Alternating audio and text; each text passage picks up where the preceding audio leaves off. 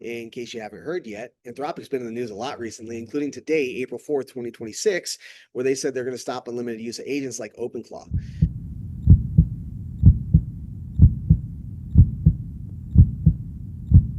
The reason why it's extremely expensive. Sam Altman said last month that we're going to start seeing more of a pay-as-you-go model, a meter model like you would see with electricity.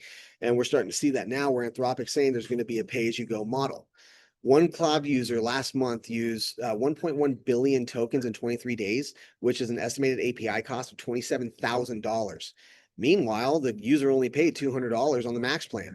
That's great, but those days are now over because Anthropic subsidized 135 times the cost. We're going to start seeing more of that meter style and electricity style charging happening because it costs electricity to run these things. Here's an example. The human brain only runs on about 12 to 20 watts, according to the Human Brain Project and NIST. AI doing similar thinking is about 2.7 billion watts, according to PMC's super intelligence study. That's a lot of subsidies that eventually these companies aren't going to be able to maintain anymore. And we're seeing that now. In March 2026, when during Claude's peak hours, there was a big token drain where even a single hello would eat 13% of limits, when people would be put into cooldown jails like that. We're seeing a lot more coming through the pipeline with how charging is going to happen. We don't know what the cost is going to look like for users in the near future, but this just points more to we're looking at AI as a business problem and it's not a technology problem. AI is operating the way that it's supposed to operate.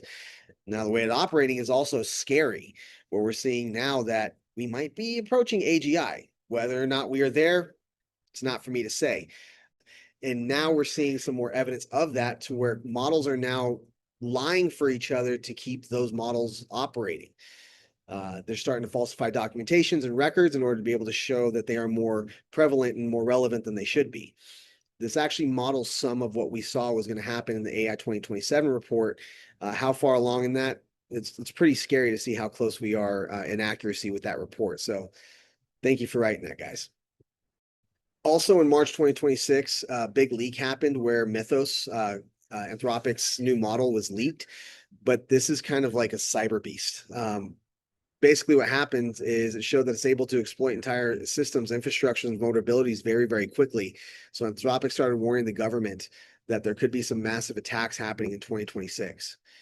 Sam Altman also recently said that he misunderstood the actual mood of how people feel towards about AI.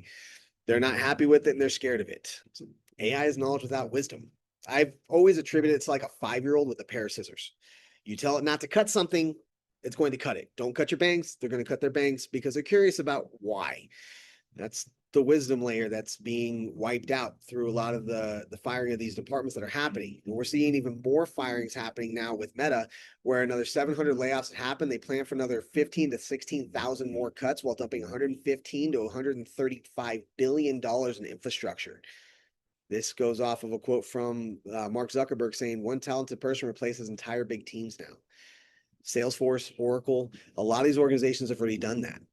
Now, one of the problems that I'm seeing over here is that we don't know how many agents out there exist. A simple Google search will tell you there's somewhere between 1 billion and 22 billion agents out there.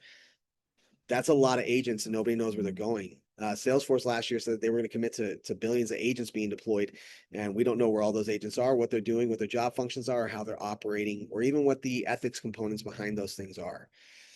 And this brings up concerns from folks saying that they don't understand or they don't trust the government in taking care of this. Sam Altman himself said he miscalibrated the actual mood.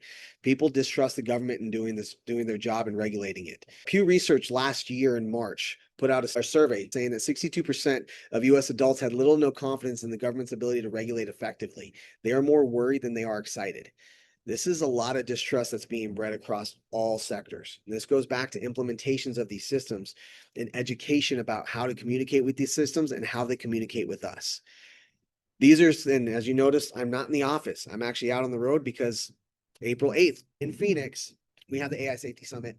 We have a lot of leaders in governance, legal, and consulting, infrastructure, cybersecurity, technology, development, all speaking at this event, and live Q&As that are happening. We are setting up a live stream for folks who can't make it down to Phoenix last second, but we are offering that out to folks to come and watch, ask questions. We have panels going so you can ask us and ask the experts relating to the governance of AI and how it should be effectively managed in the future.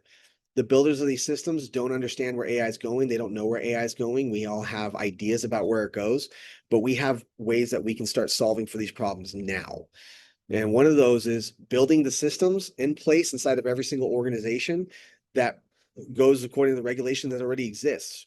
HIPAA, GDPR, FTC, ADA, ADEA, all of these are regulations that AI is being held to. These are standards that AI is already being held to.